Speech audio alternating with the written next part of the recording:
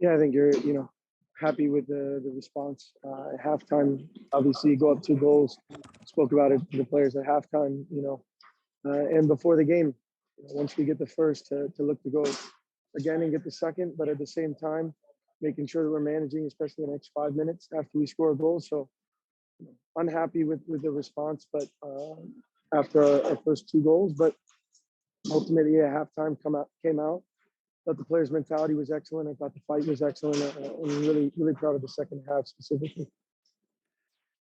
The offensive efficiency tonight, I think you took 14 shots, 11 were on target, and the exceptions, I think, were 2 shots off the bar and Jogo's shot getting blocked there that was going to be on target in the box. I mean, what was behind that effort? I don't think we've really seen anything like that from the team this season.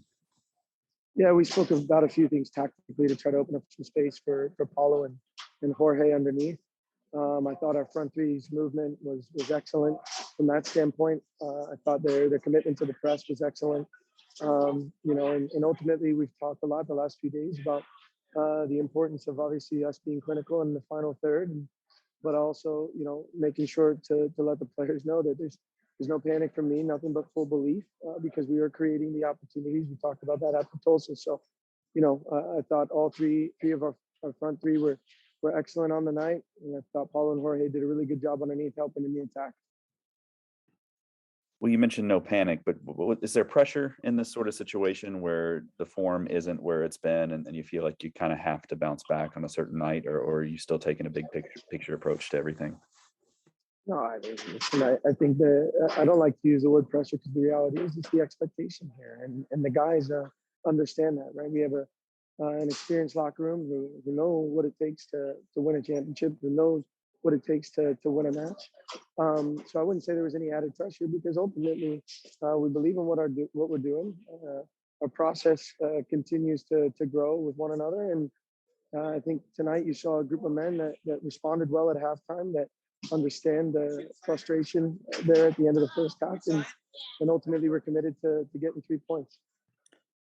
Yeah, from a tactical standpoint, what were you looking for from them after the equalizer when you go in the locker room and it's 2-2 suddenly? Well, at that point, we were discussing more defensively the issues that we were having, which were pretty clear. Right, we'd apply pressure. I didn't feel our back line dropped the way that they needed to. Didn't feel we dealt with second balls. But it's not like they were playing through us, right? They were playing over the top of us. So we addressed that at half. But I was really happy with the first half. We created a lot of opportunity with regard to the attack. We created a lot of opportunities. Probably could have had more than 2 goals.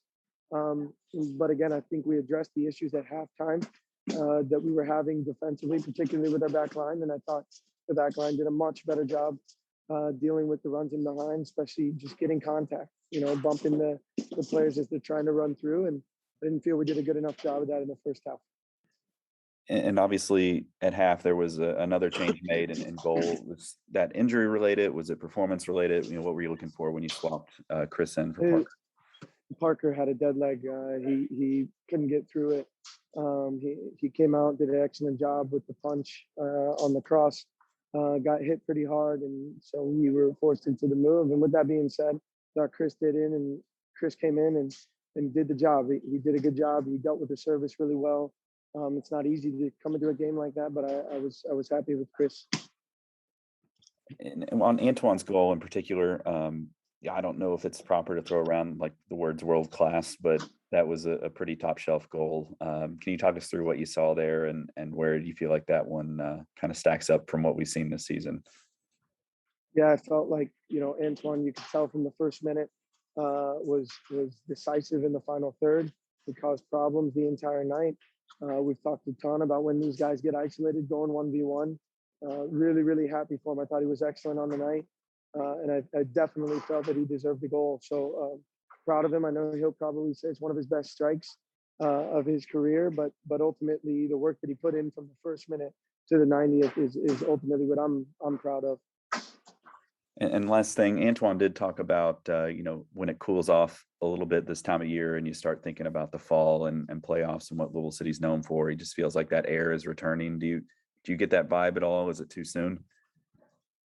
No, I absolutely feel that way. Certainly when the weather starts changing, you start feeling it, right? And you start understanding that we're getting close to playoff time, and it's something that we love, we enjoy, and the air is changing. You could tell this last couple of days in Louisville that we're getting there.